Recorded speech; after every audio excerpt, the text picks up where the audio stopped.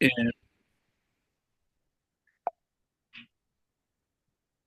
Vamos entonces a hablar anatomía, fisiología vestibular. En primer lugar, les mando un afectuoso saludo desde Chile. Este es un volcán que queda a unos 15, 20 kilómetros donde yo vivo.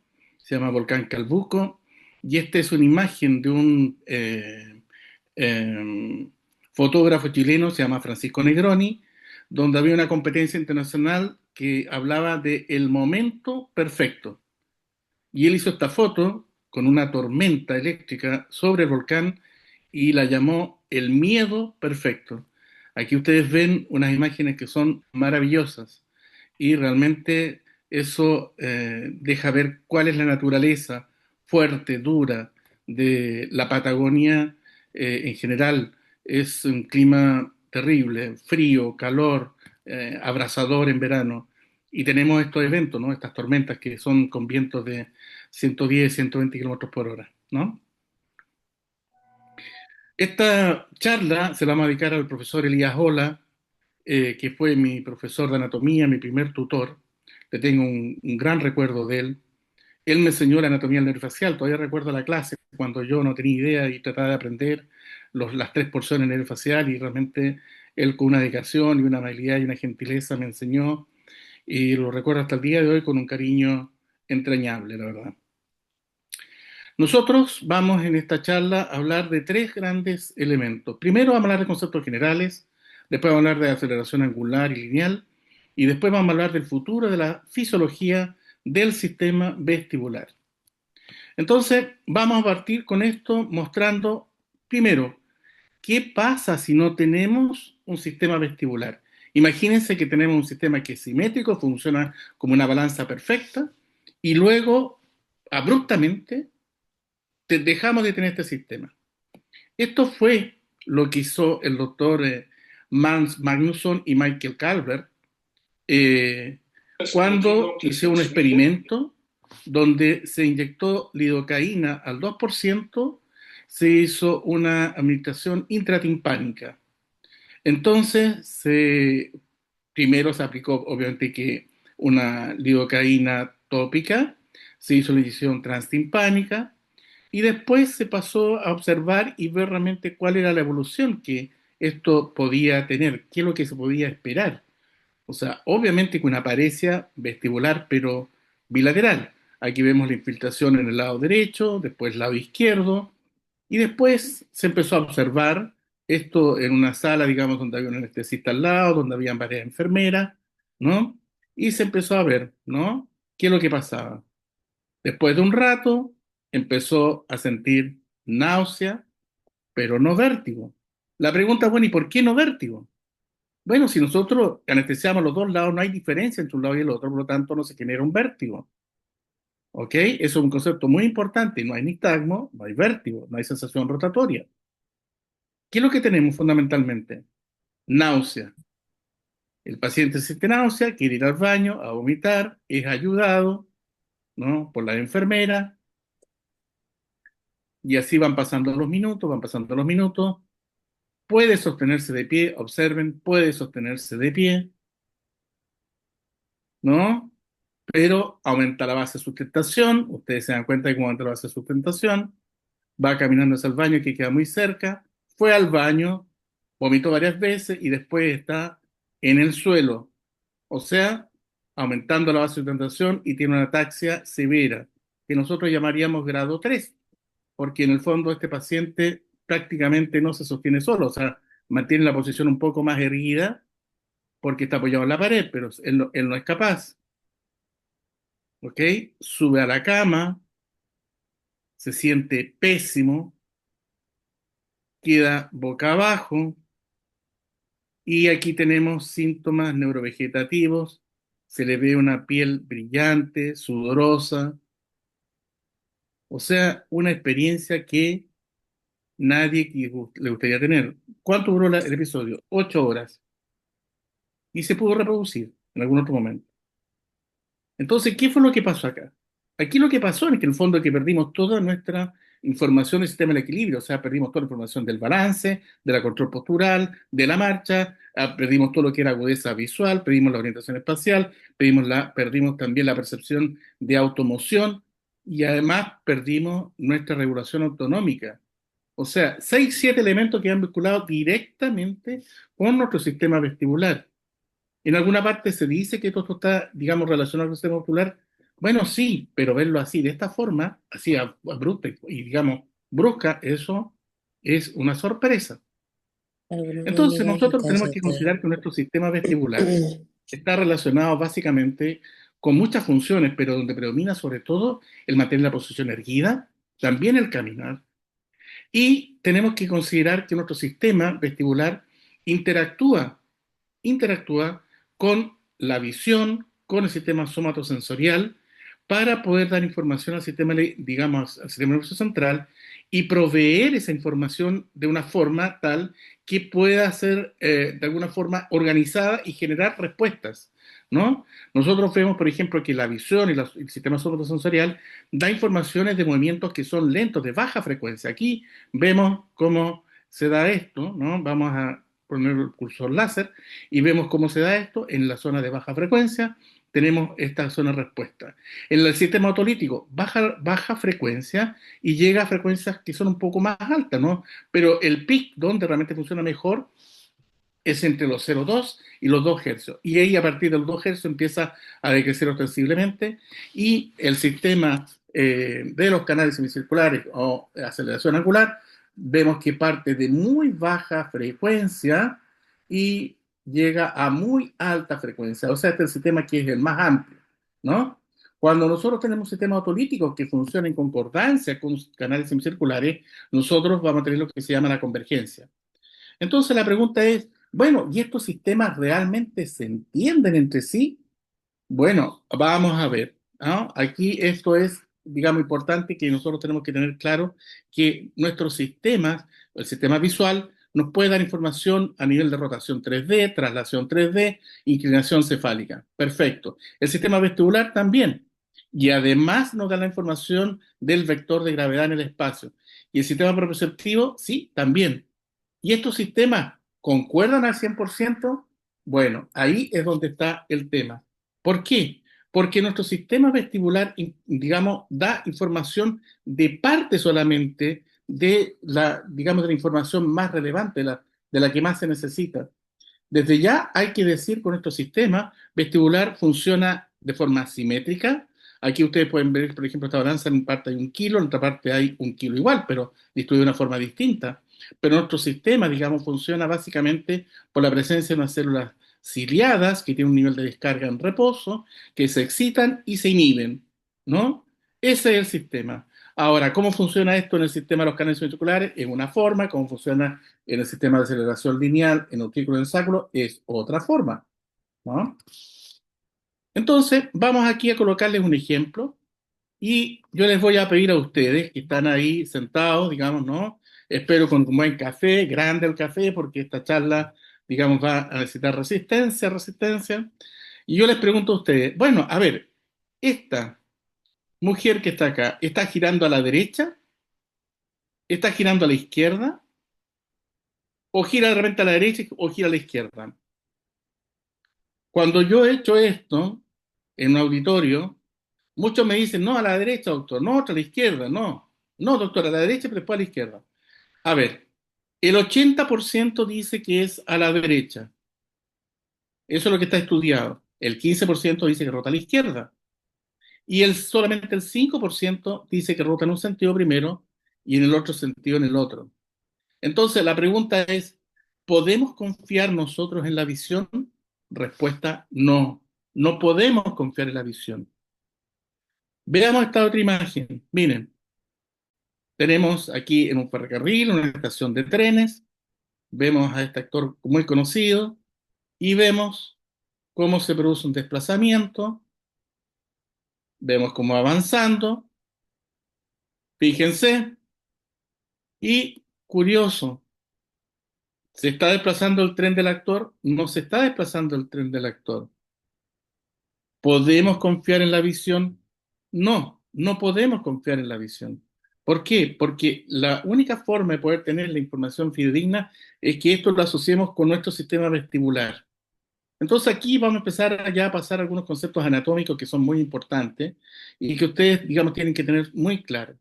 Siempre se tiende a hablar, digamos, de los sistemas anatómicos como que fueran en 2D, como que fueran, no sé, en un alto y en un bajo, pero son tridimensionales. Esta es la dimensión que tiene, digamos, digamos, en la cabeza, y el hueso temporal tiene esta dimensión también que nosotros tenemos que conocer, ¿no? Con sus proyecciones, etcétera, etcétera.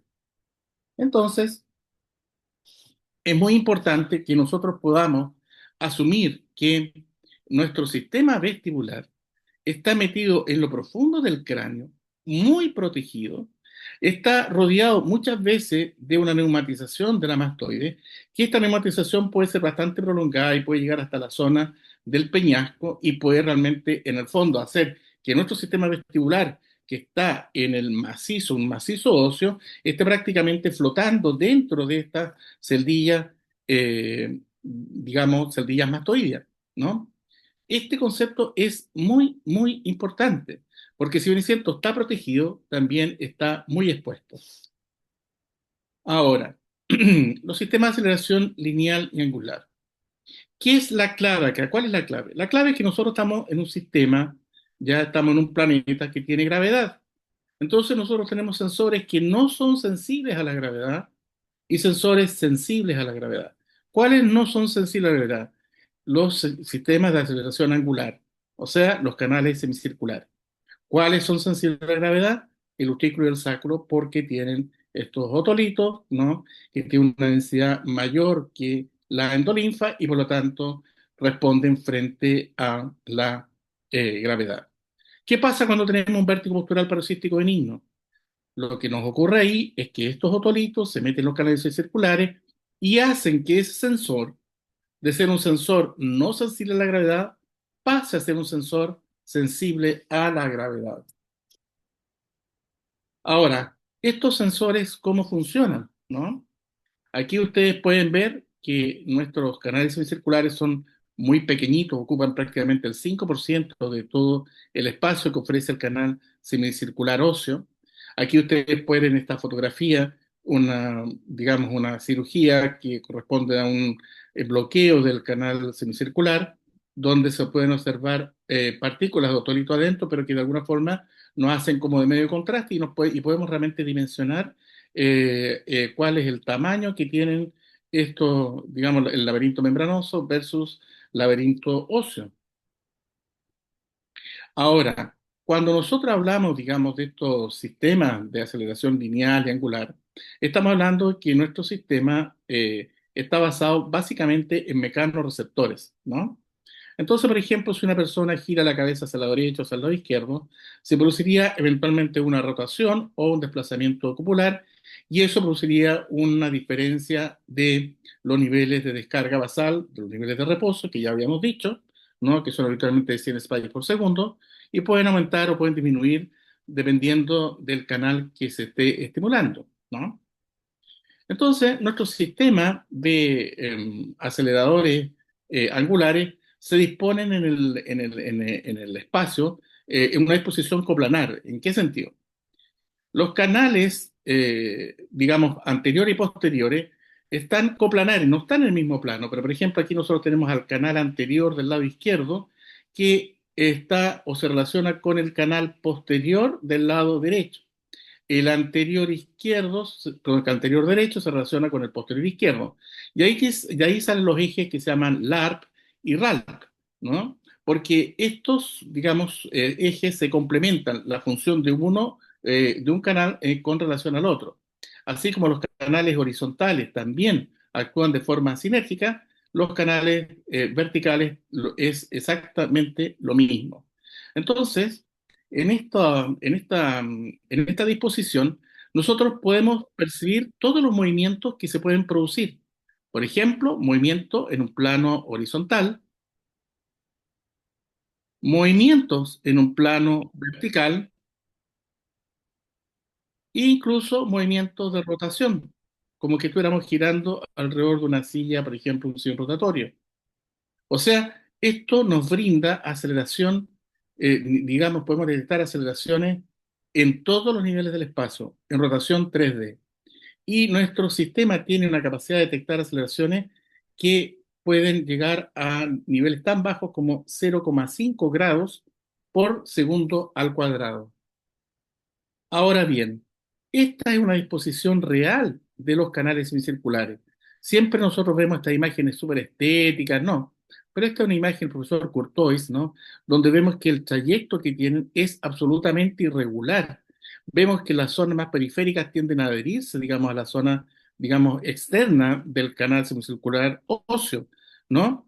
Y vemos también que hay una disposición a nivel del vestíbulo donde está la mácula auricular y la mácula sacral, que ya la vamos a ver un poco más detalle, ¿no? Pero esta imagen, digamos, de irregularidad es muy importante. Ahora, nosotros tenemos que tener claro que nuestro sistema de canales circulares tienen una disposición ortogonal. ¿Qué significa eso? Donde predominan los ángulos de 90 grados. ¿En qué sentido digo esto? Si ustedes analizan el canal anterior izquierdo, se relaciona 90 grados con el posterior derecho. Si usted relaciona el canal anterior con el horizontal, 90 grados. El canal posterior con el horizontal, también 90 grados. O sea, es una disposición ortogonal. Ahora, otro detalle que es muy importante acá. Ustedes se fijan que aquí a la izquierda no es que sea una línea plana, digamos, el canal. Tiene como este hundimiento central, ¿no? Entonces, ¿por qué probablemente esto? Es bastante probable, digamos, que los movimientos que nosotros hacemos no son movimientos que son en el eje axial, digamos, vertical de nuestra cabeza, sino que siempre están a unos centímetros del centro, ¿no? Son movimientos, por lo tanto, que serían excéntricos, ¿no? Y probablemente esta disposición permitiría que sería el óptimo para que los vectores de movimiento puedan desencadenar la mayor cantidad de desplazamiento de la cúpula. Aquí vemos detalles, ¿no? Detalles de cuál es el tamaño que tenemos, digamos, de esta estructura. Si ustedes se fijan, el canal horizontal 2,8 milímetros, el posterior 3,3 y el anterior sería el más grande con 3,5 milímetros. Son canales que son extraordinariamente pequeños. Aquí hay un concepto que es muy importante. Imaginemos que el canal sea como esta base de este flotador y esta bandera que tiene sea como el eje. Entonces aquí tenemos dibujados los ejes de estos canales, ¿no? El rojo, el canal horizontal, el azul, el canal posterior y el verde, el canal anterior. Si ustedes se dan cuenta, por ejemplo, aquí el canal horizontal es un cono. O sea, aquí no estamos hablando de una línea, sino que estamos hablando como de un espectro de orientaciones. ¿Por qué es importante esto? Fíjense ustedes la magnitud, la variabilidad de los canales posteriores. Entonces, ¿qué pasa, por ejemplo, si nosotros hacemos una maniobra de Dixon Pike y no tenemos una buena respuesta? Es bastante probable que a lo mejor nosotros no estemos en el eje exacto, que permite la máxima respuesta. Entonces, por eso es que hay que tener la capacidad y muchas veces o le imprimimos un impulso mayor o giramos un poquito la cabeza tratando de buscar esta variabilidad que es una variabilidad normal. Ahora, estos sensores, si uno los trata de ver, digamos, a nivel de estudio de animales, podemos tener este tipo de imágenes. Aquí tenemos una cúpula, tenemos la imagen de todo el neuroepitelio. Aquí el neuroepitelio se ve con mucho más detalle, ¿no? Tenemos toda esta proyección de todos estos estereocilios, de los quinocilios.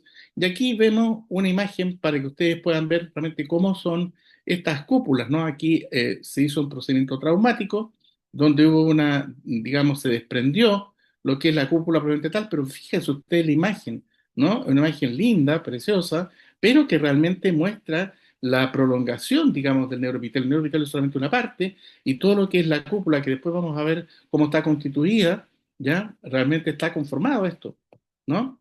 De todas maneras, nosotros tenemos que tener claro de que en los neuroepitelios, tanto auricular, tanto sacular, tanto como en el canal circulares, tenemos fundamentalmente dos tipos de células, las células tipo 1 y las células tipo 2. ¿Cómo identificamos una célula tipo 1? Básicamente porque tiene un cálice. Este cálice es el que marca. Aquí, esta misma imagen está reproducida acá. Aquí vemos una célula tipo 1 y aquí está el cálice. ¿Ya? Se ve claramente. ¿Cómo se puede distinguir una célula tipo 2? Básicamente porque tiene una forma cónica. alargada, ¿no? Ahora, ¿hay más diferencias entre una y otra? Por supuesto que sí. La distribución de todos los organelos, todo eso es diferente, ¿no? Tenemos también aquí en esta imagen las células de soporte, que tiene una importancia enorme dentro de la fisiología vestibular. Ahora, veamos cómo son estas cúpulas, ¿no? Fíjense aquí la distribución como una especie como de silla de montar que tenemos acá. Fíjense esto como silla de montar, como que se eleva, como que baja, vuelve a bajar, en distintas direcciones. Y esta es la orientación de todas las células ciliadas que están en la superficie, ¿no? Es una disposición que hace que realmente uno pueda diferenciar unas zonas centrales de unas zonas periféricas. ¿Y por qué es importante esto? Ya vamos a ver por qué es tan importante esto. Ahora vamos a hablar, de unos pocos segundos, vamos a hablar de la anatomía de la cúpula, que es una estructura tremendamente flexible, donde tiene, nosotros podríamos diferenciar una zona central que tendría, digamos, como estos pilares centrales, tendría unas alas laterales y tendría lo que se llama el antrum cupular, que sería como la zona más inferior, donde habría una red subcupular y donde habrían espacios donde podría en el fondo pasar el líquido endolinfático de un lado hacia el otro, ¿no? Del lado auricular hacia el lado canalicular y viceversa. Esto está conformado, como habíamos dicho antes, por un tejido conectivo que está constituido por colágeno, por cupulina, por mucina y por carbohidratos, ¿no? Lo importante es que tiene una estructura que es muy flexible, ¿no? Ahora, fíjense ustedes aquí, nosotros tenemos aquí la base de la cúpula, fíjense, esta es la misma imagen que nosotros habíamos visto antes, ¿ya?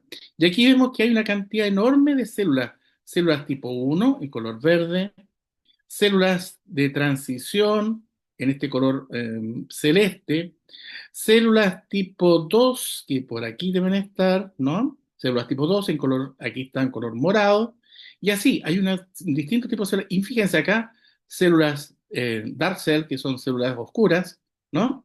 ¿Y cómo se distribuyen estas?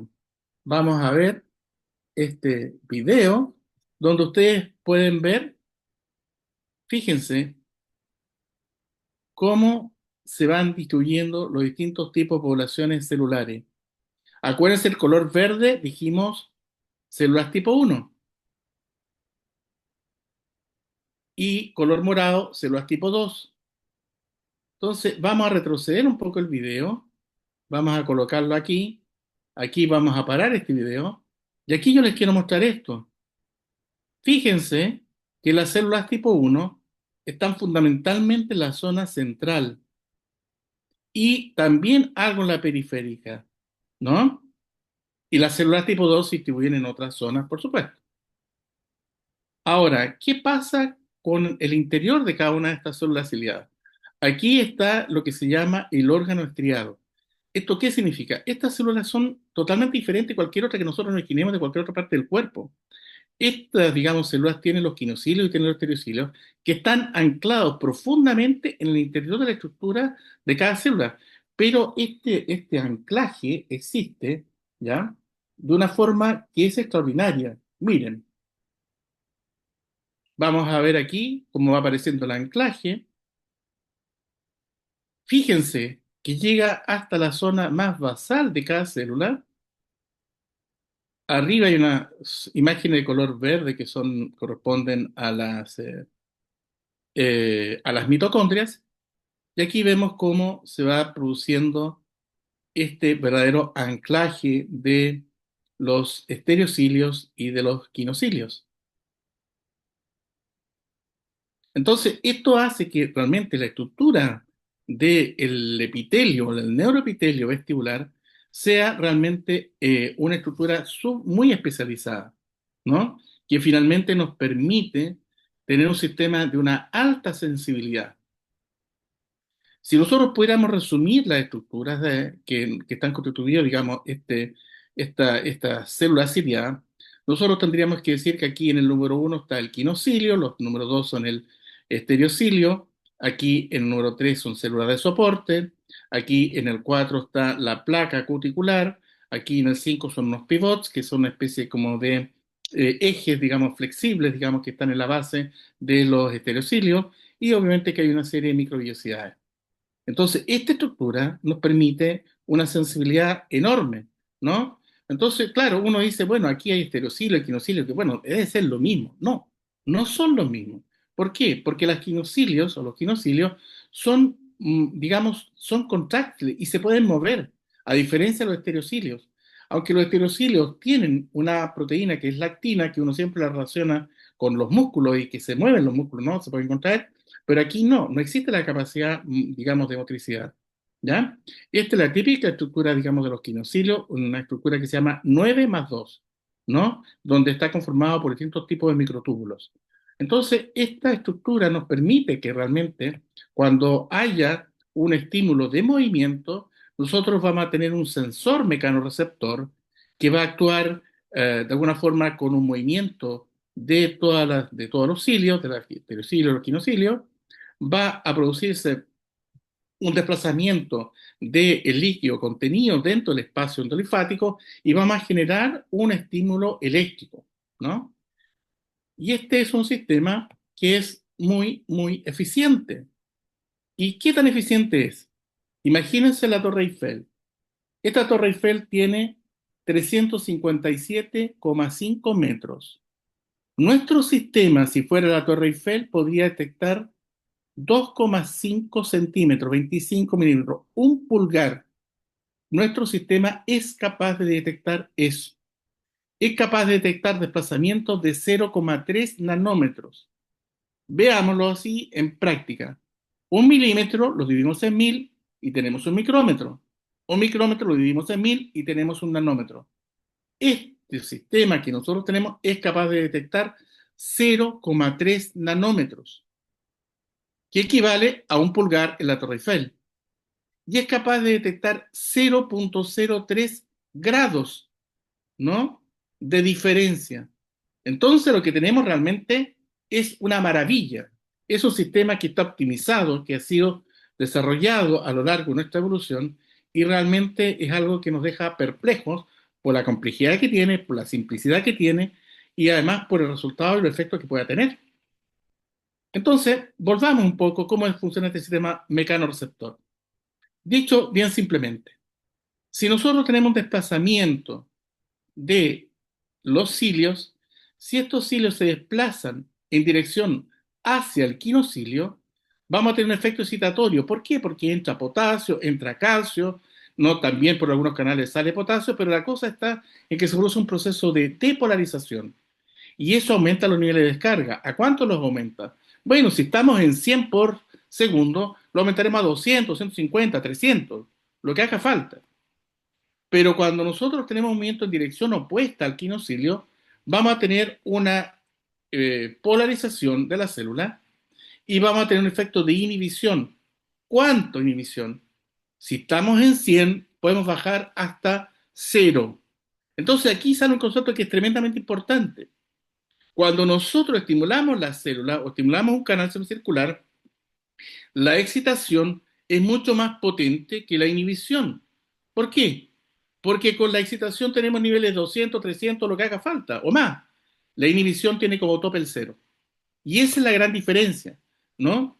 Ahora, cuando nosotros estimulamos dos canales a la vez, nosotros necesitamos la respuesta de uno, ya la que suma y también la que resta. Y ahí vamos a ver cómo se traduce eso en términos clínicos.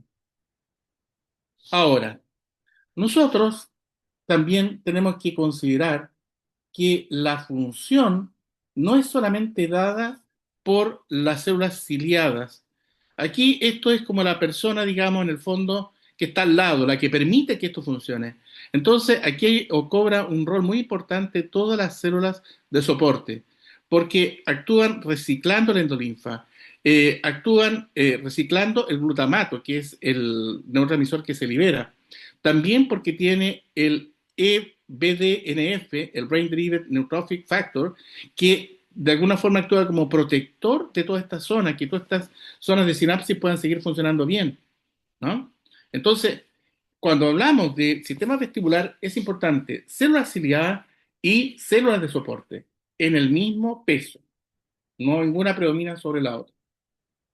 Ahora, cuando hablamos de sistema hidráulico, nosotros tenemos que hablar de que el laberinto membranoso, por supuesto, lo sabemos todos, tiene endolinfa y la zona que queda entre el laberinto membranoso y las paredes tiene perilinfa. Pero esta perilinfa tiene una distribución distinta. No es la misma, digamos, concentración en todos lados. Por ejemplo, en la endolinfa coclear tiene niveles de sodio de 1 milimol, potasio 170 y cloro 130. Pero la endolinfa vestibular, fíjense, tiene sodio 3 a 15, potasio 140 a 160, ¿ya? Y cuando esto está, digamos, en la zona del saco endolinfático, tiene potasio 100 y potasio 15. O sea, realmente hay una variabilidad enorme de la constitución de esta endolinfa. Cuando nosotros lo aprendemos esto, da la sensación como que fuera todo lo mismo. No es así. Aquí vamos a hablar de otro punto importante. La zona de la perilinfa, vemos aquí en la rampa basal, en la rampa timpánica, se comunica con la fosa posterior, con el espacio subaracnoideo, a través del acueducto coclear. Y la zona de la endolinfa se comunica con el saco endolinfático. ¿Drena esto? No, es una zona que es un saco donde hay una reabsorción, existirían procesos inmunológicos a ese nivel, ¿no? Pero no hay una eliminación directa.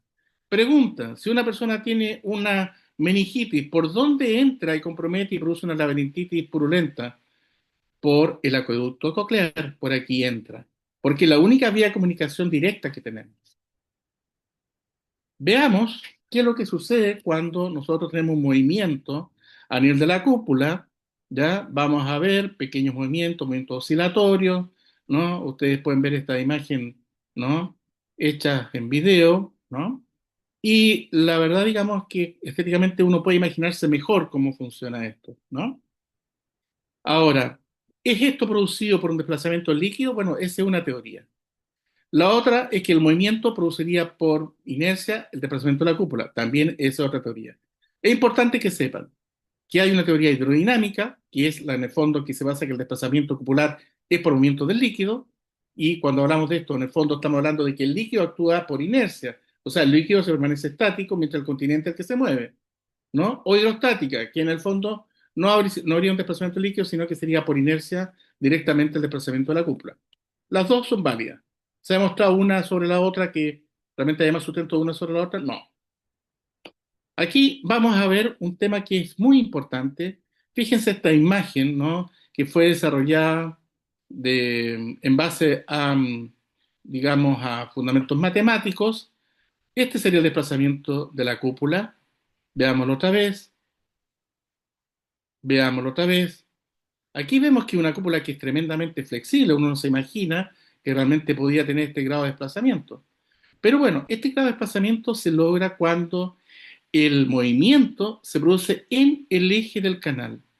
Cuando el movimiento no está en el eje del canal, prácticamente no se mueve. Por eso es que necesitamos tres canales semicirculares, porque eso es lo que nos permite detectar los movimientos en los tres ejes del espacio. Ahora, ¿qué es lo que ocurre con la neurotransmisión propiamente tal? Lo que ocurre es cuando hay este movimiento, produce esta despolarización, se aumentan los niveles de descarga y se produciría un fenómeno a nivel del neurotransmisor, digamos la neurotransmisión, y se liberaría glutamato, que es el neurotransmisor, digamos, más importante, y esto en el fondo alimentaría y mandaría información a través de las células aferentes que llegan hacia los núcleos vestibulares centrales. Hay otras vías también, vías eferentes, sí, que modularían eventualmente la respuesta, sí, está en discusión, pero sí, existirían esas vías. Y esas vías sí que están reguladas por la acetilcolina. Ahora, las sinapsis que hay, básicamente son dos tipos de sinapsis. Se llaman sinapsis tipo ribbon y outer phase ribbon sinapsis. Aquí vemos, por ejemplo, las outer phase ribbon sinapsis y aquí vemos las ribbon sinapsis. En el fondo tiene una especie como de eje con una serie de vesículas con neurotransmisores ahí alrededor. No tiene más ciencia que eso. Ahora, cuando ya se produce la respuesta, vemos que la respuesta que se produce es de dos tipos, una respuesta regular o una respuesta irregular. Entonces la pregunta que surge, bueno, ¿y de dónde sale respuesta regular y de dónde sale respuesta irregular? Bueno, lo que se descubrió era que las respuestas irregulares salían de las células tipo 1 y las irregulares, y las regulares de las células tipo 2, que estarían básicamente en la periferia, ¿no? Y esto en el fondo nos dice lo siguiente: las células, digamos, regulares son las que responden a movimientos sostenidos, movimientos lentos pero sostenidos, ¿no? Y las células tipo 1 frente a movimientos rápidos. Entonces, cuando nosotros evaluamos el sistema vestibular, hacemos el test de impulso cefálico y las respuestas de ese sistema son dadas por las células tipo 1.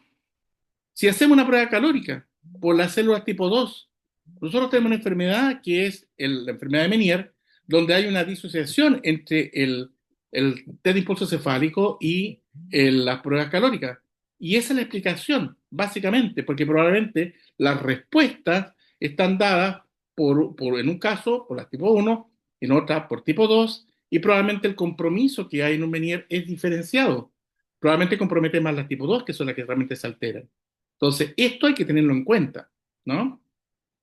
Ahora, cuando nosotros tenemos esta respuesta hace que se produzca lo que se llama el reflejo vestibulocular. ¿Qué es lo que es el reflejo vestibulocular? Una forma didáctica de poder entender lo que es el reflejo vestibulocular es esto. Tenemos un titiritero, este titiritero tiene una serie de hilos con el cual mueve al títere. Y yo le explico siempre a mis pacientes, ¿no? Porque siempre ven que hago la evaluación vestibular y siempre estoy colocando máscara. Y dicen, doctor, pero si este problema mío no es de los ojos. Entonces le digo, mire, ¿sabe qué? En el sistema del equilibrio existen unos canales semicirculares que es como un titiritero que mueve los músculos extraoculares. Entonces, esa es una buena fórmula de poder entender esto. Cada canal semicircular se relaciona con un músculo extraocular, con uno o con varios. Y tiene unas vías excitatorias y tiene unas vías inhibitorias. Entonces, eso hace que nosotros tengamos estos reflejos vestibuloculares. Y para entenderlo en términos generales, imaginemos que nosotros movemos la cabeza hacia el lado derecho, por ejemplo, acá, ¿no? Tenemos el canal lateral del lado derecho, movemos la cabeza hacia el lado derecho y nuestro reflejo, ¿qué es lo que hace? Lleva el ojo hacia el lado izquierdo. ¿Y por qué hace eso? Básicamente porque lo que interesa es que nosotros tengamos siempre la mirada más nítida sobre la fobia, que es el lugar donde vemos mejor. Entonces, si movemos la cabeza hacia el lado derecho, obviamente que se desplaza la imagen en la fobia. Entonces, la forma de recuperar esa imagen es que hay un reflejo ocular o vestíbulo ocular donde realmente nos pone nuevamente la imagen en la fobia. ¿Qué pasa si nosotros llevamos la cabeza hacia atrás y hacia la derecha? Por ejemplo, aquí vamos a mostrar lo mismo acá, hacia atrás y hacia la derecha. ¿Qué es lo que hace nuestro reflejo vestibular? Desciende el ojo y hace una rotación, digamos, en sentido horario. ¿Ok?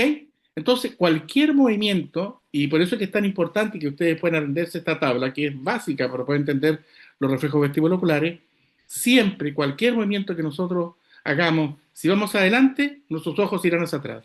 Si vamos hacia atrás, nuestros ojos irán hacia adelante. Si rotamos la cabeza, va a ir en sentido opuesto, y así. Entonces, resulta que aquí tenemos una relación, digamos, digamos, de los puntos intermedios, que aquí tenemos los canales semicirculares, no, que no están dibujados, pero sí vemos cómo existe la relación, digamos, de los músculos, digamos, extraoculares, que se relacionan con los núcleos de estos músculos, con el núcleo del sexto par, núcleo del cuarto par, núcleo del tercer par. Entonces, aquí hay una inervación que está súper clara, el recto lateral, que es inervado por el nervio del sexto par, el cuarto par, que inerva el oblicuo superior, y todo el resto lo inerva el tercer par. Entonces, con esta dinámica, nosotros vamos a saber que si nosotros hacemos un movimiento de la cabeza, vamos a tener un movimiento proporcional del ojo. Entonces, aquí aparece el concepto de ganancia, ¿no? Que es la relación entre el movimiento ocular y el movimiento cefálico. Si yo muevo la cabeza hacia el lado derecho 20 grados, mis ojos van a ir hacia la izquierda 20 grados. ¿Cuál es la ganancia? 20 sobre 20 igual a 1. ¿Todo el mundo tiene uno? No. Todo el mundo tiene un poco menos, un poco más.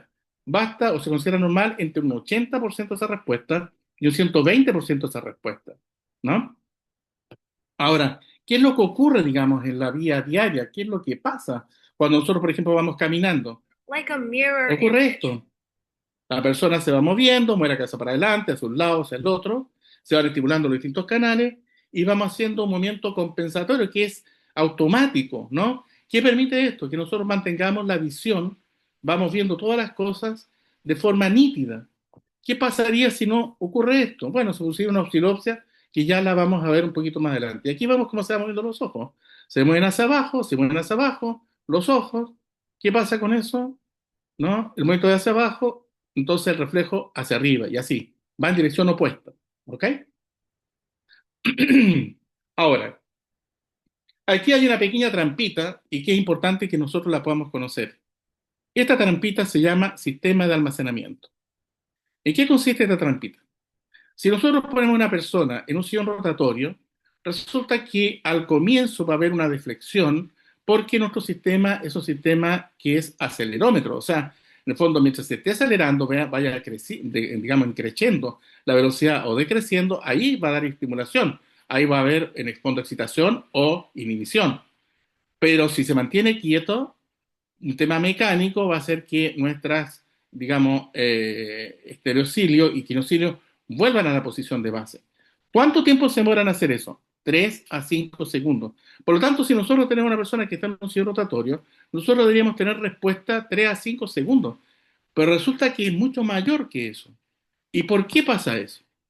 Básicamente porque a nivel de los núcleos vestibulares mediales y de las fibras comisurales hacen de forma artificial que esta respuesta sea mayor.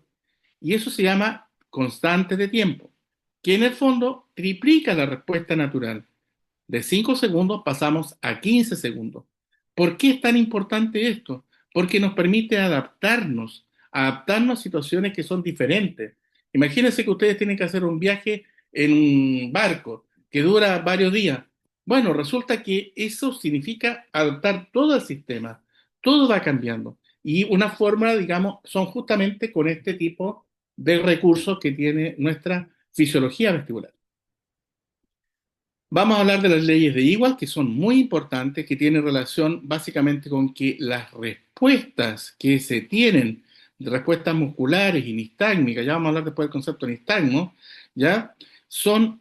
Provocan movimiento en el mismo eje que se provoca el movimiento. O sea, por ejemplo, si se desplaza el canal horizontal, ¿no? Imagínense que este canal horizontal, las respuestas van a ser los músculos recto lateral, recto medial, que son aquellos que tienen efectos sobre los movimientos horizontales del ojo.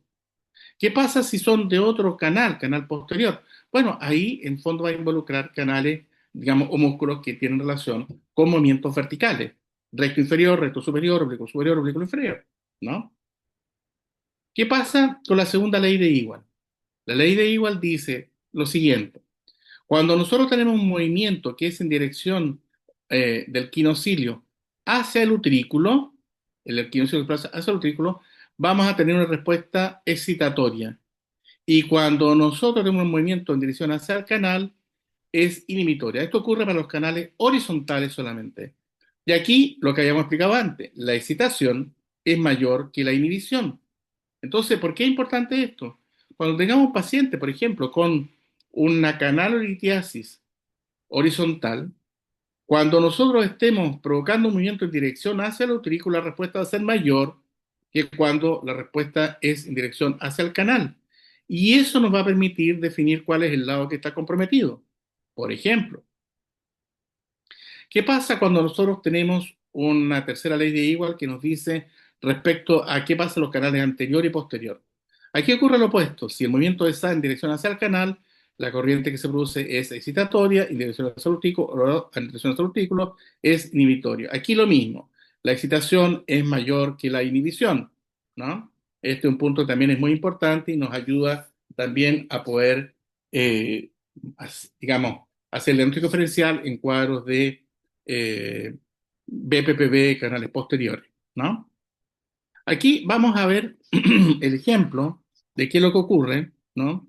Por ejemplo, canal lateral derecho, tenemos una canalitiasis, Desplazamiento hacia la cúpula, hacia el utrículo, un movimiento que es hacia abajo, que es geotrópico, movimiento opuesto hacia el otro lado, también produce un movimiento que es hacia abajo, también geotrópico, que en algún momento ya se tendrá que discutir. Pero aquí lo que a ustedes me interesa que vean básicamente es que la respuesta cuando es en dirección hacia el canal es, o digamos hacia el utrículo, es más intensa que en sentido opuesto, ¿no? Aquí queda bastante bien reflejado, digamos, en este video. Espero que ustedes lo puedan ver también, ¿no? Ahí se nota claramente la respuesta de este movimiento ocular, ¿ya? Y que no es tan, digamos, importante aquí en este momento cuando se hace en dirección opuesta, ¿ya? Y esto demuestra, digamos, la segunda ley de Ewald. En el caso de los canales posteriores, por ejemplo, ¿no? Vamos a ver una canalolitiasis de canal posterior.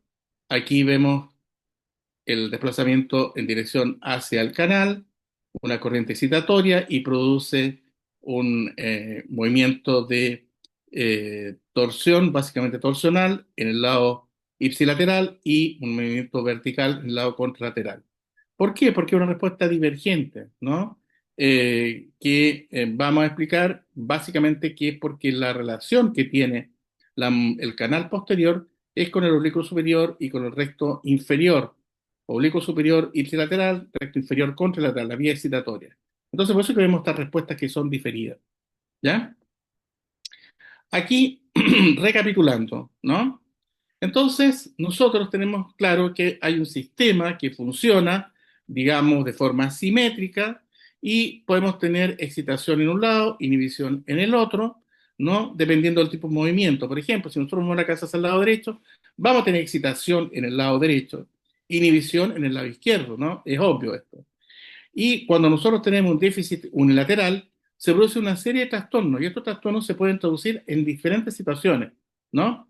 Por ejemplo, ¿qué pasa, digamos, si nosotros normalmente no tenemos ningún tipo de movimiento en una situación normal, donde no hay un déficit de la función vestibular? Entonces nosotros tenemos que los ritmos de base son los 100 spikes por segundo y eso es, digamos, no produce ningún desplazamiento ocular. Pero ¿qué pasa, digamos, si es que nosotros tenemos en un lado una ausencia de respuesta o una disminución importante? Entonces, ahí va a haber un desplazamiento del ojo. Y el desplazamiento del ojo va a ser hacia el lado que está deficitario, ¿no? Y luego va a haber una sacada compensatoria. ¿Por qué se produce esta sacada compensatoria? Porque el ojo ya no se puede seguir moviendo más. Entonces, de alguna forma se compensa esto y se produce un movimiento contralateral. Y eso es lo que nos genera lo que se llama un nistagmo. El nistagmo es, por definición, un movimiento que tiene dos fases. En este caso, que es un nistagmo de jerk, este movimiento tiene una fase lenta y una fase rápida. Y si nosotros pudiéramos ver esto ya de forma secuencial, nosotros podríamos decir que este movimiento se da básicamente de forma espontánea. Aquí vemos cómo va corriendo, digamos, este video, y vemos que es un movimiento que es hacia la derecha, ¿no?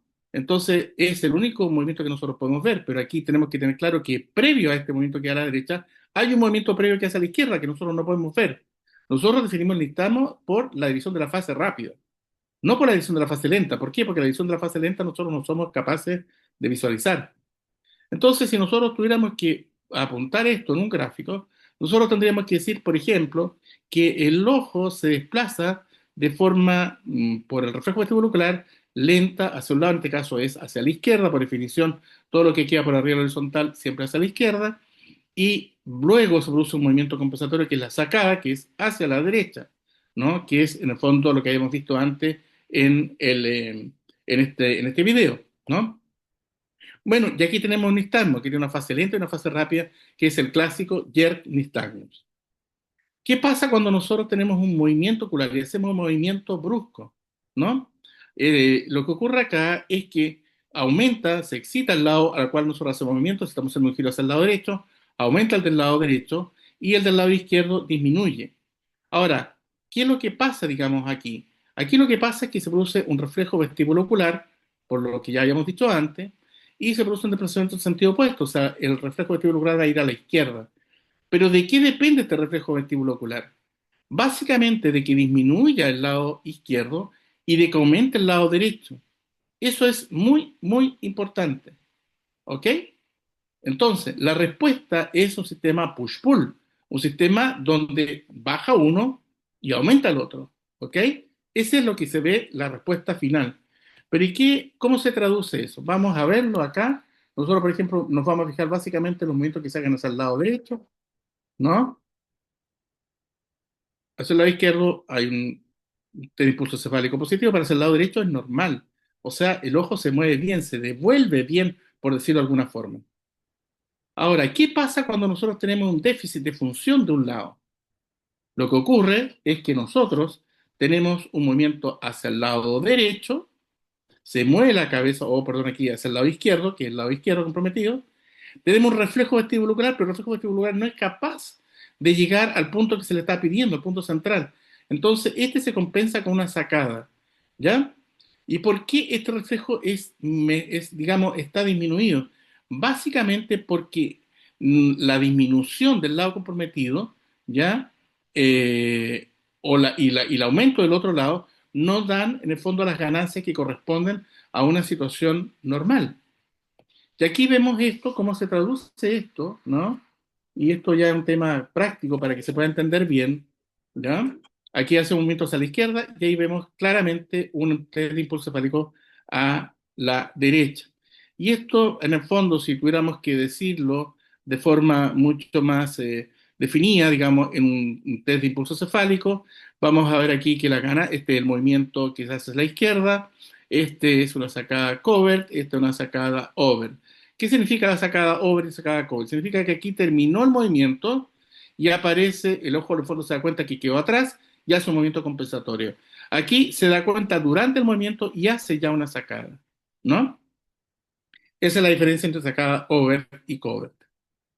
Ahora, ¿qué pasa, por ejemplo, si nosotros tenemos una dehiscencia canal semicircular? ¿Nuestros canales semicirculares podrían responder a eso? Bueno, si no hay dehiscencia, no hacen nada. La persona puede tener un ruido fuerte y no pasa absolutamente nada. Pero el hecho que existe una dehiscencia le permite vibrar a la cúpula de ese canal. Entonces ocurre esto. Aquí tenemos claramente un movimiento en el plano vertical rotacional. Entonces esto orienta claramente a una dehiscencia de canal semicircular superior, ¿no? Repitámoslo. Perfecto. ¿Qué pasa cuando nosotros tenemos un paciente que tiene una falla completa de los reflejos vestibuloculares? Aquí está el fenómeno de la oscilopsia. Fíjense ustedes, la persona va caminando, todo se mueve, nada es una imagen estable. Es como que tuviéramos una cámara puesta en la cabeza de estas típicas GoPro y vamos caminando. O sea, ningún movimiento cefálico es compensado con reflejo vestibulocular. Acuérdense que esto era lo original, like a mirror image. ¿no? Todo compensado y todo parejito. Acá nada.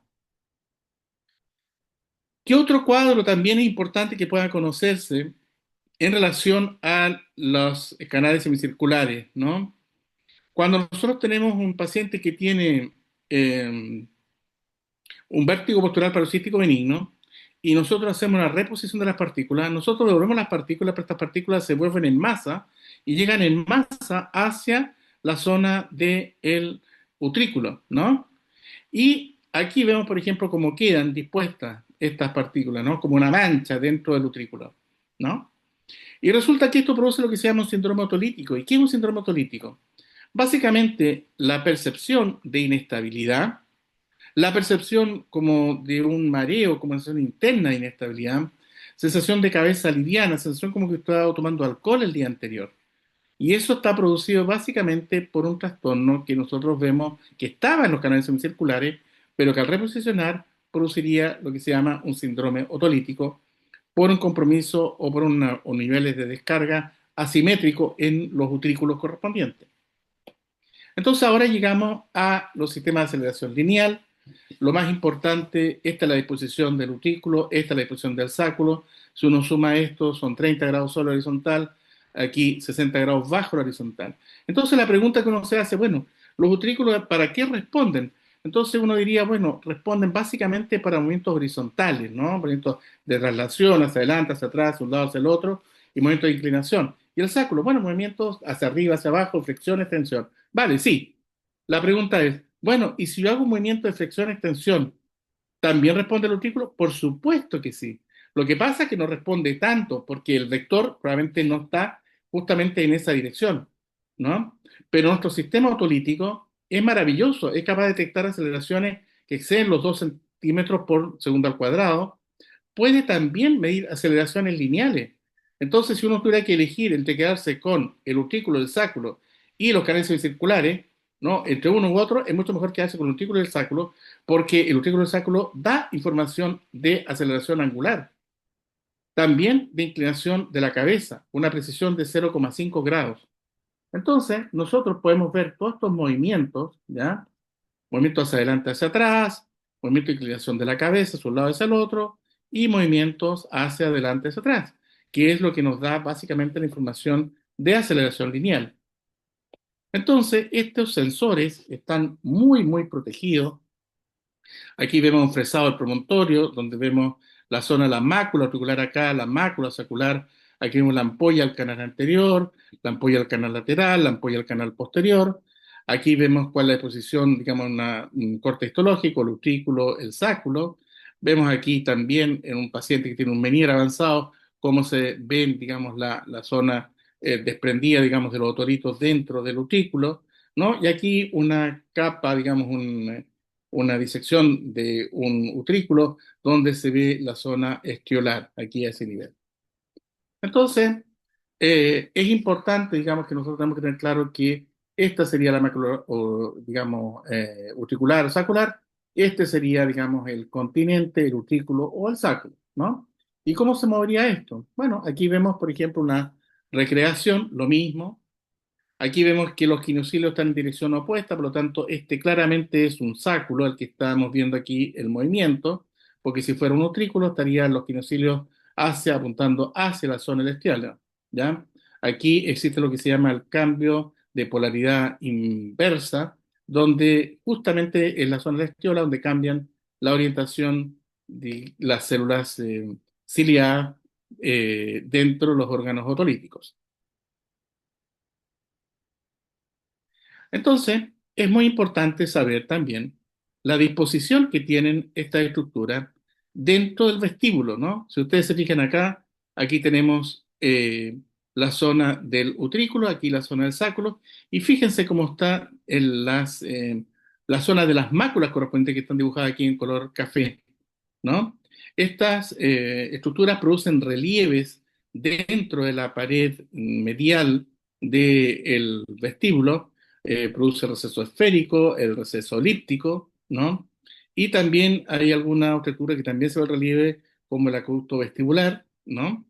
Y así, en el fondo, nos permite poder entender un poco más la anatomía, digamos, de esta zona, que son estructuras muy finas. De todas maneras, digamos, si uno tuviera que definir mejor, aquí vemos los ángulos que hay entre la mácula auricular, mácula sacral, que dijimos ya que era aproximadamente 90 grados, y el profesor Courtois, de alguna forma, desarrolla esta propuesta, donde vemos cómo están dispuestos los sáculos a este nivel y cómo están dispuestos los utrículos. Ustedes se fijan que son también de forma que no es una zona plana, sino que en el fondo una zona con un declive inferior, ¿no? Están como hojas arqueadas, ¿no? Y eso probablemente porque son justamente lo que permite el mayor efecto de los movimientos, ¿no? Dado que todos nuestros movimientos son prácticamente todos extraxiales, ¿no? Ahora, la distribución o cómo se orientan estos quinocilios, dijimos que en el utrículo se orientan hacia la estriola, ¿no? Y en el sacro se orientan alejados de la estriola. Vemos también que la superficie auricular es muy pequeña, 3,6 milímetros cuadrados, en el sacro 2,2 milímetros cuadrados. Y aquí hay un punto que me interesa que ustedes tengan súper claro. Fíjense cómo se distribuye la estiola, ¿ya? En el espacio, y podemos ver que hay zonas que están vecinas y están en direcciones totalmente opuestas. Entonces, cuando nosotros tenemos una respuesta auricular o sacular, la verdad es que es una respuesta extremadamente compleja porque los vectores se van superponiendo y al final no es como en un canal donde o todo va hacia un lado o todo va hacia el otro lado. No, aquí en el fondo existe como una mezcla y existen probablemente patrones de respuesta. Tanto así que nosotros podemos diferenciar dentro de, por ejemplo, de la estriola, zonas que son de la estriola propiamente tal, zonas yuxtaestriolares, zonas anteromediales, anterolaterales, posteriores extraestriolares y así. Y cada una de estas zonas tendría distinta sensibilidad y, ojo, también diferente presencia de células tipo 1, tipo 2. Las tipo 1, ¿dónde están? En la zona de la estriola. ¿Dónde están las tipo 2? En la zona alejada de la estriola. Por lo tanto, nosotros vemos que esta estructura, digamos, que nosotros ya conocemos bien, donde tenemos la capa del neuroepitelio, la proyección de los quinocilios, la zona de la membrana otoconial, esta estructura, ¿no? Que tiene un grado de respuesta muy grande, donde hay una cantidad enorme de receptores, 33.000 receptores en cada mácula auricular, 18.000 en la mácula sacular y alrededor de 5.000 eferentes y 4.000 eferentes en la mácula auricular y sacular. Resulta que estas estructuras tienen unos niveles de polaridad que hacen que tengan una distribución en el espacio tremendamente rígida. ¿En qué sentido? Hay una orientación, una polaridad subcelular. Fíjense cómo está distribuida. Aquí está la disposición del quinocilio y todos los estereocilios van alineados así y van en forma ascendente, ¿no? Digamos, ningún estereocilio sobrepasa, ni se coloca al otro lado. No, no, no. Esto está muy ordenado.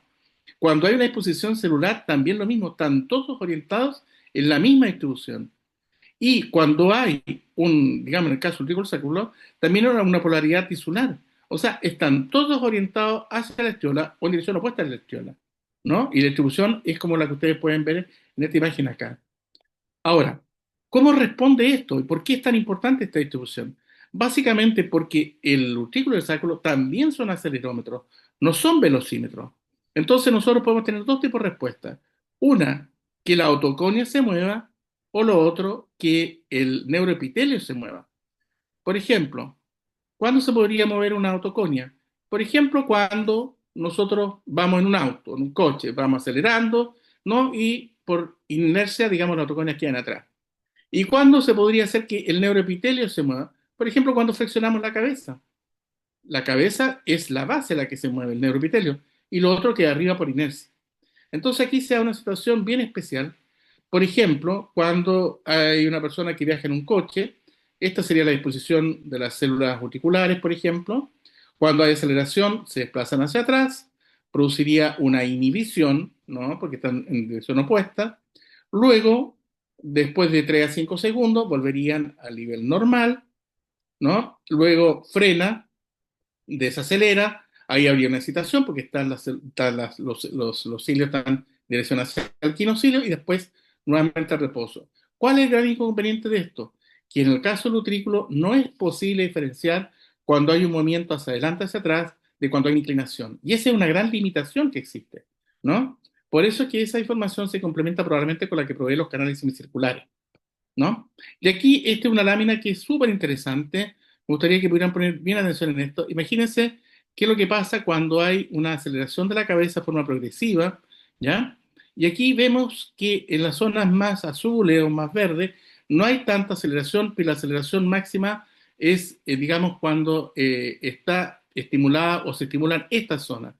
Si ustedes se fijan, esta zona corresponde claramente a la zona de la estiola. ¿Ok? Entonces es ahí donde están las células tipo 1. Y lo mismo entonces que los canales semicirculares, las células tipo 1 responden a los movimientos rápidos y las células tipo 2 a los movimientos que son sostenidos en el tiempo, ¿no? Aquí vamos a ver esta relación que existe entre los canales semicirculares, ¿ya? Eh, y perdón, entre el utrículo y el sacro y la musculatura extraocular. Aquí nosotros, por ejemplo, vemos que tiene relación con los músculos lateral, digamos, con el recto medial, recto lateral, ¿no? Pero también hay una relación con los músculos verticales, ¿no? Igual que los canales semicirculares, o sea, como que fuera un canal lateral más un canal posterior o un canal anterior. Y eso, en el fondo, es lo que gatilla este tipo de respuestas, ¿no? Vamos a ver si podemos hacer andar este video. So here you can see the cup also. Aquí vemos una representación, ¿no?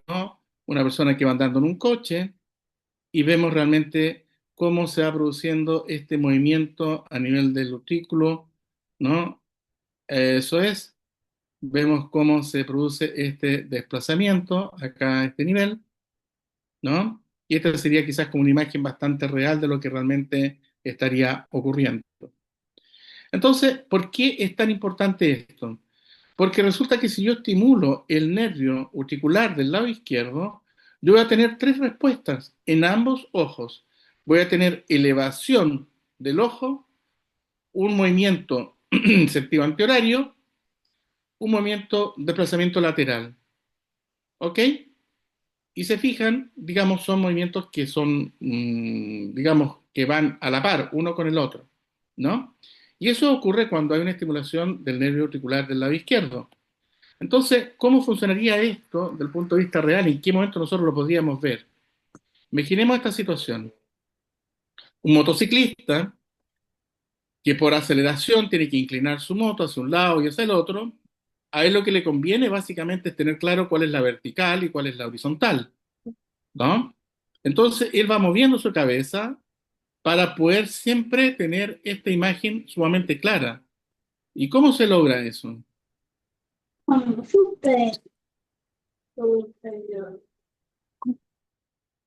¿Cómo se logra eso? Básicamente, cuando él tiene la cabeza, por ejemplo, inclinada hacia el lado izquierdo, hay una estimulación, ¿ya? Porque hay un tilt hacia la izquierda y produciríamos en el fondo una estimulación del nervio auricular izquierdo, tal como la que habíamos visto antes, exactamente la misma imagen. O sea, elevación de un ojo, descenso del otro, rotación en sentido antihorario, sentido, digamos, de los dos ojos, y desplazamiento hacia el lado contralateral. Y resulta que cuando nosotros tenemos la imagen de la persona que también está inclinada hacia el lado izquierdo, esta es la imagen que le permite en el fondo tener una mejor visión de la horizontal, ¿no? Aquí ustedes ven que la inclinación de la moto es de unos 30 grados, pero en la cabeza la rota hacia el lado derecho, ¿ya? Y por lo tanto, él logra reducir esta diferencia, ¿no? A través de este movimiento por estímulo auricular para lograr una horizontal de mejor calidad. ¿Cómo se evalúa el utrículo desde el punto de vista clínico? Básicamente con un examen, una evaluación que se llama Head Hip Test, donde a la persona, fíjese lo que se hace, se le toma la cabeza con las dos manos, ¿ya? Y se hace un movimiento brusco en el plano horizontal. La ganancia que tiene este movimiento, a diferencia del canal, o de los canales semicirculares, que es de entre un 80 y 120%, aquí la ganancia es alrededor de un 30%, 20-30%. Por lo tanto, aquí siempre va a haber una sacada compensatoria. El hecho de que exista una sacada compensatoria es patológico, no, pero que existe una simetría en la sacada, sí. Eso sí, ¿ok? Eso es importante que hay que tenerlo en cuenta. Entonces nosotros aquí llegamos a un concepto que es muy importante desde el punto de vista clínico, que es el ocular tilt reaction. ¿Qué significa el ocular tilt reaction? Es una inclinación de la cabeza por el déficit de función de una zona del utrículo. Hay una desalineación vertical, ¿no? Esa es la que nosotros medimos con el cover test y vemos esta desalineación cuando hacemos digamos, la evaluación del protocolo HINTS. Y además vemos un ocular counter roll, que significa que el ojo, en vez de desviarse hacia el lado, digamos, contralateral, se desvía hacia el lado que está comprometido, que está dañado, ¿no? En dirección opuesta, ¿no? Veíamos nosotros nuestro ejemplo cuando estimulábamos el nervio auricular izquierdo, que el ojo tenía un movimiento antihorario. Aquí no. Aquí el daño está en el lado auricular izquierdo y se produce un movimiento horario en los dos lados. ¿Ok? Entonces eso hace que la persona realmente tenga una pérdida del mundo, digamos, la vertical subjetiva. ¿Y cómo se traduce eso desde el punto de vista práctico? Está distorsionada la vertical, hay una inclinación cefálica y además hay una deceleración en sentido vertical. ¿Y cómo se ve esto? Hacemos el test de cover test, este es un video de gentileza del autor Dusan Pavlovich. Aquí vemos que se va tapando y vemos que el ojo va bajando o va subiendo. Espero que ojalá lo puedan ver, espero que la cobertura, digamos, de internet les permita poder ver esto, ¿no? Pero digamos, se está haciendo una grabación de esta charla, así que eso probablemente después lo van a poder tener y ahí sí que lo van a poder ver con mucho más finura, digamos, el movimiento. Entonces, la inclinación cefálica siempre se produce hacia el lado del utículo comprometido. No, no se produce en relación hacia el lado, perdón, hacia el lado comprometido. ¿Ya? Vamos a revisar acá. Un segundo, se movió esta diapositiva. Espero que estamos. Un segundo. Ok, ahí Jesús, dime, ¿estás viendo la diapositiva? Todavía no. ¿Todavía no la ves? No, no ves la No, no, diapositiva. Yo no, ya no, la todavía puse. no se ve. Vale, vamos a salir entonces. Dame un segundo. Voy a entrar de nuevo acá. Vamos a un segundo. Vamos a compartir de nuevo pantalla y para poder mostrarles, digamos, la, la diapositiva. Ok, aquí. Ahora sí. Ahí, ahora sí. Sí, sí, Ahora ahí. sí. Sí. Ya, perfecto. Bueno, entonces decíamos, bueno, y siempre va a ser hacia el lado donde está comprometido, digamos, el utrículo. Aquí ustedes ven, por ejemplo, este es el lado, este es el lado compromiso del utrículo del lado izquierdo. Ah, sí, claro. Ahí sí, la cabeza inclinada hacia el mismo lado. También si se compromete a nivel de los núcleos vestibulares, digamos, central, el tronco cerebral. Pero ¿qué pasa si compromete el midbrain? O, no, ahí no, ahí es el lado opuesto. Aquí ustedes ven la cabeza inclinada hacia el lado izquierdo, pero el lado comprometido es el lado derecho. ¿Ok? O sea, es hacia el lado opuesto. ¿Qué pasa cuando hay compromiso en el tálamo? Puede ser un lado hacia el otro. ¿Qué pasa cuando hay compromiso en el córtex? Córtex puede ser hacia un lado o hacia el otro. No existe una pauta. Vamos a hablar ahora futuro de la fisiología vestibular. Resulta que por ahí, por el 1900 y algo, 1957, hay un caso que marcó un antes y un después en la psicología, en la neurología, en la neurocirugía y también a nosotros en la otoneurología. Un paciente que tenía epilepsias a repetición, se le hizo una cirugía donde se le extrajo 2/3 del hipocampo, el gyrus hipocampal, la zona amígdala y el córtex entorrinal. ¿Y al paciente qué le pasó? Desarrolló amnesia, tenía problemas de aprendizaje, problemas de memoria espacial y memoria de consolidación. ¿Qué significa esto? Se le enseñaba a hacer algo, por ejemplo, lo podía hacer muy bien, pero al día siguiente no se acordaba de nada. Había que enseñárselo de nuevo. ¿Vale? Entonces se vio que lo que tendría como más relevancia con todo ese compromiso neurológico sería un área del hipocampo, ¿no? Que se llamó corteza entorrinal, que aquí ustedes pueden observar, donde hay un área subicular, un área perihipocampal, ¿no? Y hay estructura en el hipocampo, CA2, CA3, CA1, etcétera, etcétera, etcétera, etcétera. Entonces se descubrieron unas células que se llaman play cells, que hacen esto, fíjense. Aquí está un ratoncito que tiene un electrodo y este electrodo descarga cada vez que pasa por un determinado lugar. Pasa por este lugar y ahí lo descarga. Entonces, esto fue una cosa que quedaron, digamos, todos a nivel científico quedaron absolutamente sorprendidos, o sea, porque en el fondo resulta que habían zonas que se marcaban o se gatillaban cada vez que se pasara por ese lugar. Años después aparecieron o se descubrieron lo que se llaman las Head Direction Cells, que son células o neuronas que cuando están apuntando a una determinada dirección, descargan. Cuando están orientadas hacia arriba, digamos en el fondo aquí en el video, descargaban, ¿no? Y luego aparecieron las grid cells, y cuando ya llegaron a esta temporada, ya la cosa ya fue realmente increíble, ¿no? Porque en el fondo, estas células lo que iban haciendo, fíjense, es ir descargando de forma sistemática y haciendo como un verdadero plano de coordenadas. Fíjense, es un plano hexagonal. Esto es lo que está delante, esto es lo que está atrás, esto es lo que está a un costado, esto es lo que está al otro costado. Y dependiendo de esto, ¿no? Donde está la combinación de las place cells, de las, digamos, de las head direction cells. Hay unas células que después se detectaron que son para velocidad, otras células que podían relacionarse con objetos. O sea, se hizo todo un mapa cognitivo, ¿ya? Que se relaciona con nuestro sistema vestibular, fíjense. Aquí tenemos nuestros núcleos vestibulares, el superior, el medial, el lateral, ¿no? Que se relacionan directamente con estructuras como el subículo, el posubículo, la corteza entorrinal, donde están todo este tipo de células y donde hay una línea directa de comunicación. Entonces es como obvio, si nosotros sabemos la dirección y sabemos el tiempo, podemos calcular la velocidad. ¿Y qué células se estimula? Las células, las G direction cells y las células de velocidad, por ejemplo, ¿no? Entonces, con eso se llegó a desarrollar el concepto de que nosotros teníamos un mapa cognitivo en nuestro cerebro. ¿Y a qué se parece este mapa? Aquí hay una propuesta de un laboratorio de investigación y sería como esto.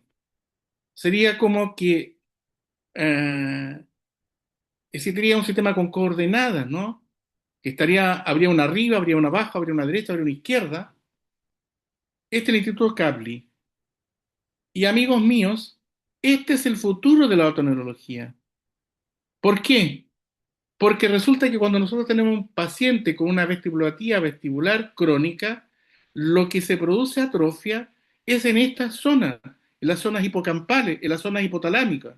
Cuando hay un compromiso bilateral, cuando hay un compromiso lateral, todavía no se tiene claro qué es lo que realmente sucede. Pero nosotros, en el fondo, tenemos que tener claro que nuestro reflejo y todo lo que nosotros sabemos, realmente en términos de la psicología, serían reflejos arcaicos. Muchas gracias.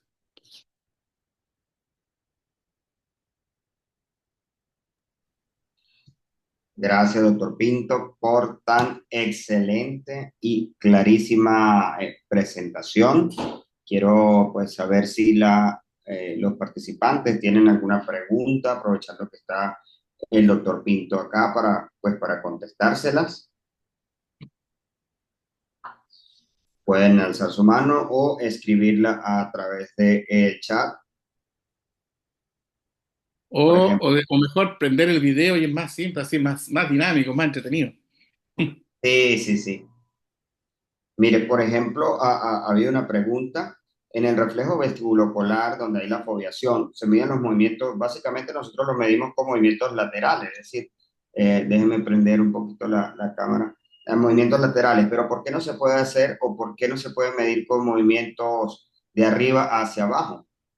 Es decir, Se nosotros miden, medimos así, se pero miden. En el VEGIP nosotros hacemos el eje RALP y el eje LARP, que nos sí, dan curvas también, y el tema está, digamos, en que no está tan estandarizado como el canal lateral, pero sí se mide, de hecho lo hacemos de forma regular, sí, ¿no? sí, claro, que son los movimientos vertical y horizontal. Este es el eje RALP y Ujú, este es el eje LARP. exactamente. Em, A ver si hay otras preguntas por el chat. Excelente presentación, excelente presentación. Ok. ¿Cómo se interconecta el laberinto membranoso con el sistema vascular del oído interno? ¿Y hay alguna patología común asociada con esta en relación o que esté en relación? A ver, el sistema vascular está dado básicamente por dos arterias, la arteria laberíntica anterior y la arteria laberíntica posterior. Es más o menos la misma inervación que el nervio vestibular superior, vestibular inferior. O sea, la arteria laberíntica irriga utrículo, canal lateral, canal superior, y la arteria laberíntica posterior irriga sáculo y canal posterior. ¿Ya? En el tema de las venas, existe una vena anterior, una vena posterior, también laberínticas, ¿no? Pero ahí tenemos el tema de la vena del acueducto del vestíbulo, que distorsiona todo, ¿ya? Entonces, no hay una patología específica. Cuando nosotros tenemos, por ejemplo, una trombosis de la arteria laberíntica anterior, se produce un compromiso utricular, digamos, del canal lateral superior, canal lateral lateral, sí, canal lateral superior y utrículo. Y es indiferenciable prácticamente cuando tenemos una neuritis vestibular superior. Incluso hay una entidad que es muy importante que la conozcan, que es la enfermedad de Lindsay-Hemingway, donde se supone que hay un compromiso de la arteria laberíntica anterior, se compromete el utrículo, se produciría un desprendimiento de partículas, se produciría otolito y a las semanas después aparecería un vértigo canal posterior de ese lado, ¿no? Existe como un desfase de tiempo entre un evento y el otro. Por aquí nos pregunta el doctor Dagoberto acerca de los inhibidores del glutamato. En su experiencia, ¿cuál es su indicación precisa? Ah, bueno, eso es difícil, muy difícil, porque estamos hablando de un tema a nivel, digamos, de transducción a nivel celular. Eh, yo sé, digamos, que hay algunas restricciones para uso de glutamato, etcétera, etcétera, pero algo que realmente uno pueda decir que tiene un efecto farmacológico ahí a ese nivel de donde estábamos hablando, no lo sé y no creo que tenga tampoco, digamos, mayor influencia, ¿no? Acuérdense que cuando nosotros tenemos algo, un fármaco, lo que sea, que actúa en ambos sistemas del equilibrio, no produce diferencia en función de un lado en relación al otro. Aquí para nosotros lo clave es la diferencia que hay de un lado en relación al otro. Si yo tengo, por ejemplo, no sé, digamos, la aplicación de gentamicina intratimpánica en un oído, eso es lo que realmente produce el efecto de síntomas en relación al otro lado, ¿no? Porque hay una diferencia de función de un lado en relación al otro, ¿ok? Y aparecen síntomas. No sé si hay alguna otra pregunta que quieran hacer. La doctora Beatriz Delgado. Sí, gracias, José, por esa excelente conferencia, como siempre. Quería hablar de algo siempre me ha parecido muy interesante y quería saber tu opinión con respecto a lo que tú estabas mencionando de las diferentes morfologías o la sinuosidad que tienen los canales semicirculares cuando hacemos la aplicación clínica en el vértigo posicional paroxístico benigno, que muchas veces hacemos la maniobra y no termina de calar como tal, de hacer una maniobra exitosa. ¿Tú crees que tiene, digamos, que ver esa morfología intrínseca en cada paciente y qué estrategias tú has utilizado que pueda ayudar en ese tipo de casos que sentimos que el paciente está como atascado? Ah, cuando tú sospechas que hay una estenosis del laberinto membranoso, Es eso. correcto, sí. Ah, vale. Mira, te voy a comentar un caso porque la verdad es que uno tiene que hablar aquí de las cosas, de los sufrimientos que uno ha tenido realmente en estas cosas. De una paciente, canal posterior, le hacía la maniobra de Epley, posición uno, perfecto, todo perfecto. Posición 2, perfecto. Posición 3, perfecto. Todo iba calzando, los movimientos oculares, todo lo demás. Llegaba un momento de sentar a la paciente y las partículas no bajaban. No había forma, no tenían listado un downbeat que esperaba. Le habré hecho un mes o un mes y medio. Esta mujer me odiaba y yo la odiaba, porque era recíproco, ¿no? Y un día, porque yo al final le dejé maniobras de Brandarov, porque ya yo dije yo aquí no, ¿no? O me mata, no me mata, o la mato, digamos, ¿no? Dice que maniobra de Brandarov y un día me llega a la consulta, me dice, doctor, me dice, hoy día yo me levanté, sentí como algo, como un clic, ahí me bajó y ahora ya me siento bien. La examiné, no tenía nada. Yo por supuesto que quería seguirla matando, porque claro, después de todo lo que ya había pasado mal, pero esa sería como la única experiencia, así como, claro. Yo en general, yo creo que todas las personas que ya llevan bastante tiempo tienen una curva de aprendizaje donde realmente es muy raro que un paciente a uno no responda, es muy raro, ¿no?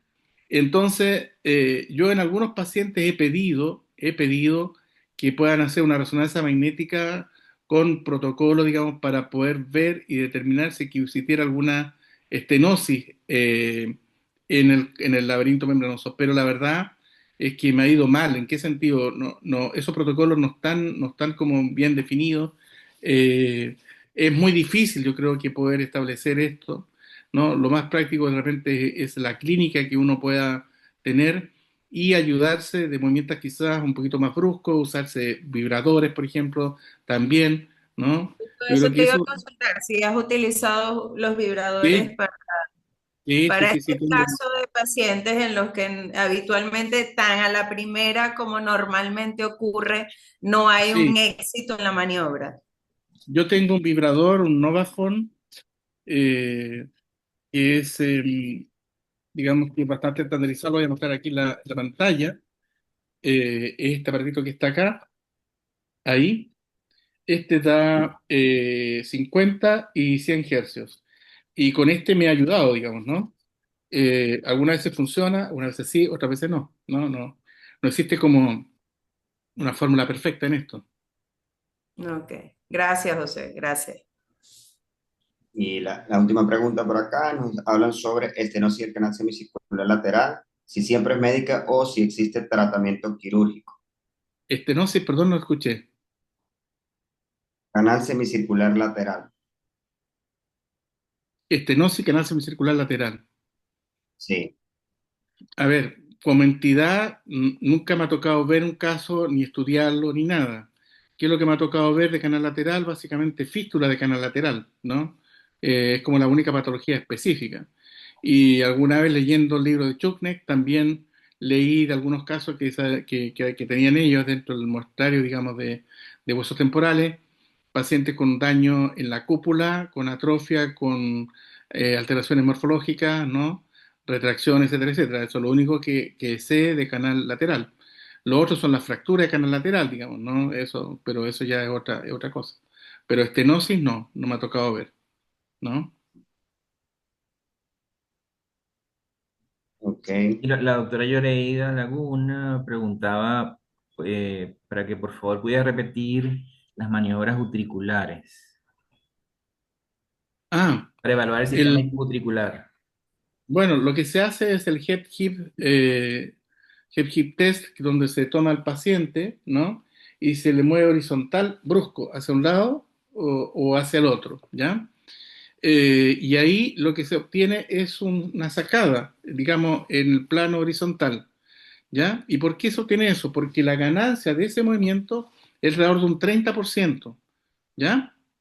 Entonces nosotros, por ejemplo, logramos ver sacadas en el plano de los canales circulares en un movimiento circular, ¿no? Que estimula el canal lateral, cuando el déficit es bajo 0,7, ganancia bajo 0,7.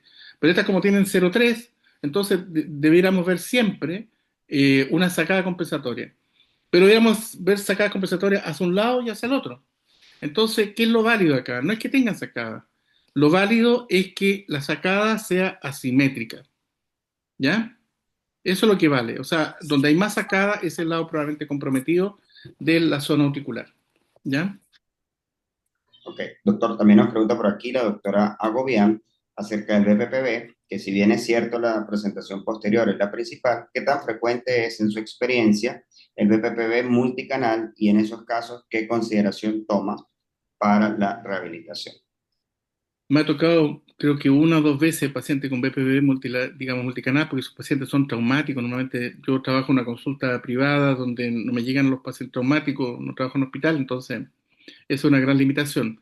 Pero recuerdo que en ese paciente partí por el lado en el cual se sentía peor. Y una vez liberado ese lado, seguía con el otro y con el otro y con el otro. ¿Ya?